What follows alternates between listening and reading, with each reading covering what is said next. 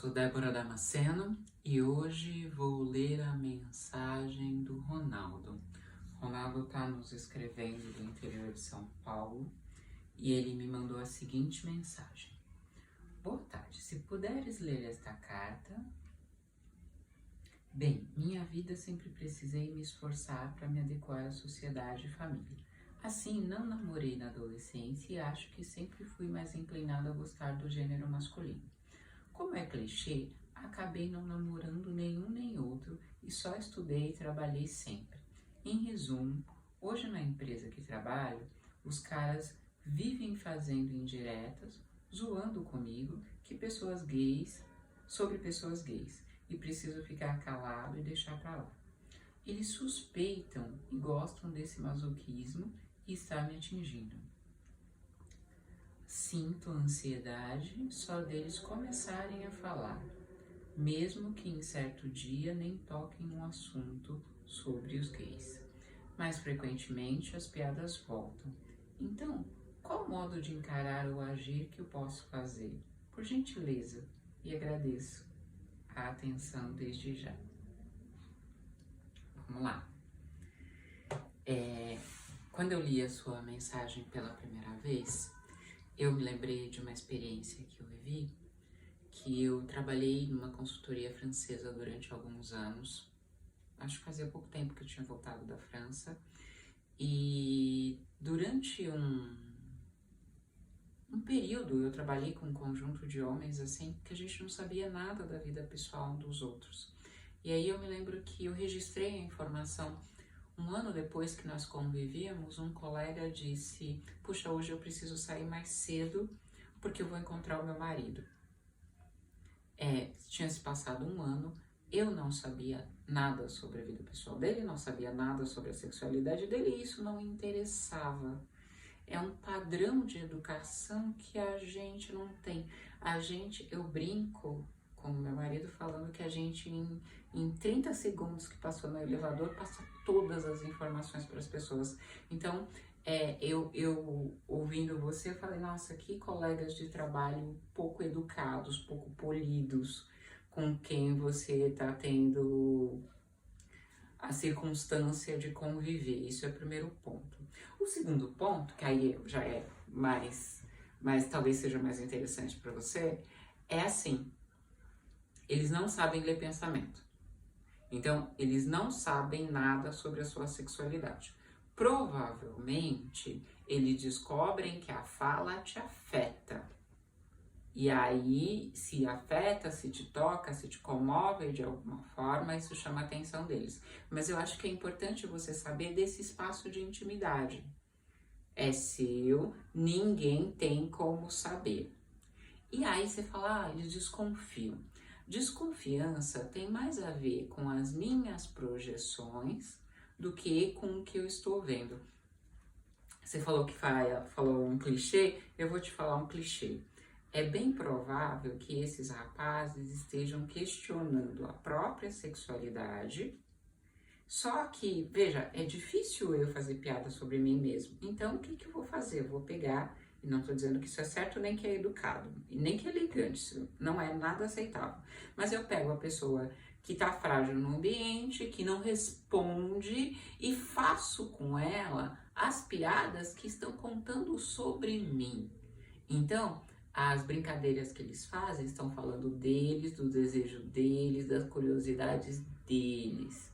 Pensando genericamente, os homens gostam de traduzir que as mulheres... Aliás, tem esse ditado, né? Essa coisa assim de, a mulher gosta de dinheiro, quem gosta de homem é homem. Então, é normal que os homens, quando estão infelizes nas suas relações heterossexuais, tenham esse questionamento. Será que se eu fosse gay eu seria mais feliz? Será que se eu tivesse um parceiro, não uma parceira, ela me amaria como eu acho que a minha mulher não me ama? É uma pergunta humana que todos nós fazemos. Só que quando a gente tem um pudor relacionado à sexualidade, essa pergunta nos coloca em estado de angústia, e essa angústia está saindo nesses relacionamentos que você está tendo através dessas brincadeiras desagradáveis. Então, o meu convite para você, primeiro é esse, ó. Eles não leem pensamento, então eles não sabem sobre você. Então, o que eles estão falando se aplica a eles. Eles estão questionando o próprio prazer, a própria sexualidade, a própria possibilidade amorosa. E provavelmente eles estão vendo em você essa pessoa sensível que reage a isso. E aí entra o outro ponto interessante para mim. Você me falou que força do trabalho, dos compromissos familiares, você nunca namorou. Que você tem inclinação pelo mesmo sexo, mas você não sabe ao certo, não experimentou. Eu não senti exatamente uma dúvida, mas eu senti uma não experiência. E aí eu fiquei pensando o seguinte: quando esses rapazes fazem essas brincadeiras, porque você me falou assim, ó, que você fica na expectativa, né? Você tá traduzindo como ansiedade, mas você fica na expectativa deles falarem alguma coisa. E eu tô lendo essa sua expectativa assim, nossa, será que eles notaram? Será que eles me notaram? Será que eles vão conversar comigo hoje? Será? E aí nesse ponto, eu tô vendo você como sendo alguém que tá na expectativa de ser revelado pelo outro. Sabe, eu não quero... Gente, vocês não estão vendo, mas o Sig foi ali no closet e tá carregando uma meia, porque ele já tentou de tudo para chamar a minha atenção e ele não conseguiu. Agora ele tá trazendo uma meia, porque eu devo estar precisada de uma meia, minha necessidade é ter uma meia e agora ele quer essa atenção. Né, Sig? Criatura terrível. Então, assim, primeiro ponto que eu tava falando pra você que era importante era essa coisa de você saber que eles não leem pensamento. Ah, eu tava te falando da coisa da excitação, que como se você tivesse na expectativa de ser revelado por eles. Então, assim, já imaginou? Todo mundo olha pra você e você fala, você é gay, sim. Aí, eu sei que tem uma angústia nisso, mas também tem uma tranquilidade de, agora eu sou gay. Me assume. Eles disseram que eu sou, então eu sou, só me resta ser. Todo mundo já percebeu, como se essa sua necessidade de ser correto fizesse com que você pudesse só expressar o que você é se você tiver esse apoio social. E assim, o triste, o ruim nesse caso é que você tá procurando ou tá se excitando, tá ficando ansioso com o reconhecimento social negativo. Então, olha, o assunto é tão proibido para você que ao invés de, por exemplo, procurar um amigo, uma amiga, alguém com quem você possa conversar e falar sobre a sua sexualidade, procurar um profissional confiável e falar sobre a sua sexualidade e descobrir a sua sexualidade, você tá meio que se expondo a esse comportamento desses colegas, a essas críticas, na expectativa de que eu acho que pode ter uma ação inconsciente aí de expectativa de revelação.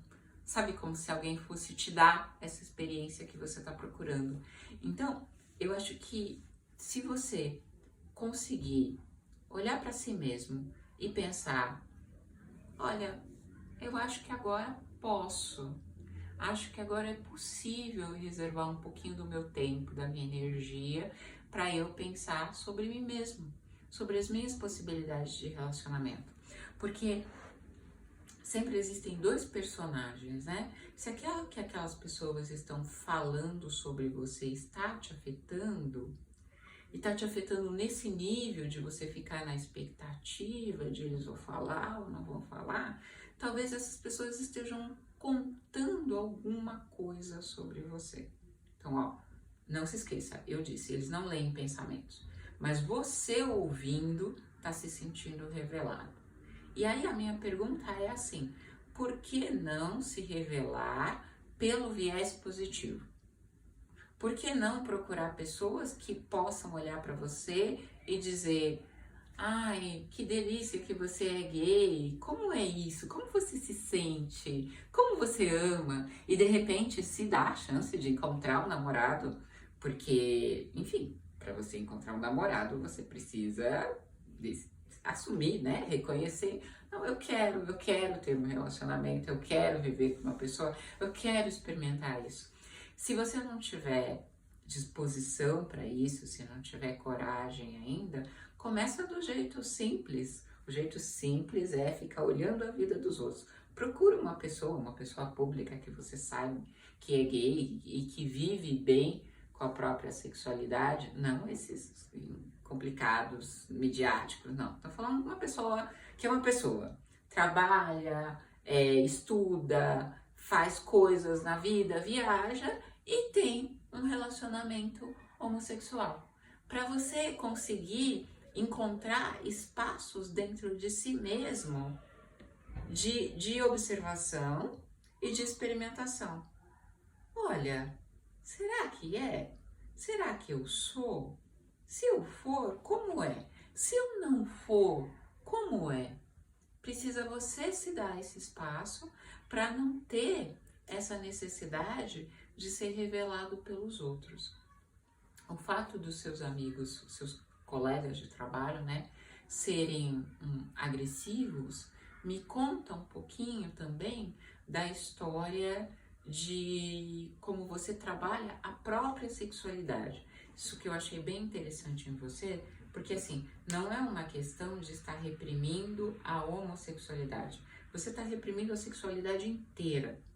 Você falou, eu vivo para o trabalho, eu vivo para minha adequação familiar, eu não tive tempo de namorar nenhum nem outro. Ó, tá tudo lá paradinho, precisando ser olhado.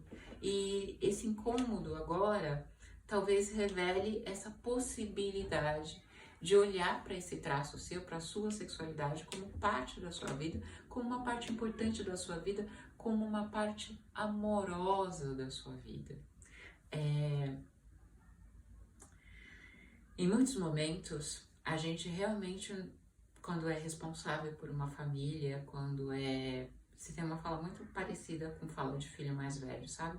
Quando é aquele que vai estar no lugar do pai, se o pai não tiver, a gente coloca a sexualidade assim, a ânsia amorosa, o romance a gente coloca assim no fundo do baú e diz, eu não tenho tempo para isso agora eu preciso lutar pela sobrevivência minha e dos meus.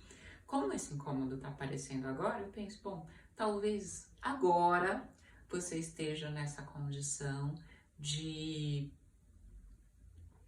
olhar para si mesmo com carinho, sem pressa, para descobrir como é que você gosta, como é que você ama e como é que você pode sentir o seu prazer. Mais uma vez, muito obrigada pela sua mensagem. Você sabe que essa nossa conversa nunca vai substituir um atendimento profissional, porque nada se compara a você estar diante de mim, diante de um psicanalista, contando a sua história e dando possibilidade para ele fazer perguntas para te entender melhor. Mas eu espero que seja alguma coisa que acalente seu coração e que te dê coragem. Que dê coragem para amar. Amar é muito mais difícil que trabalhar. É muito mais difícil do que corresponder às normas sociais. Por isso é difícil. É complicado mesmo, mas também é imensamente mais prazeroso. Então eu espero que você se sinta convidado a entrar nessa linha de prazer, que não vai ser fácil, mas que, na minha maneira de entender, é um dos grandes sentidos da vida.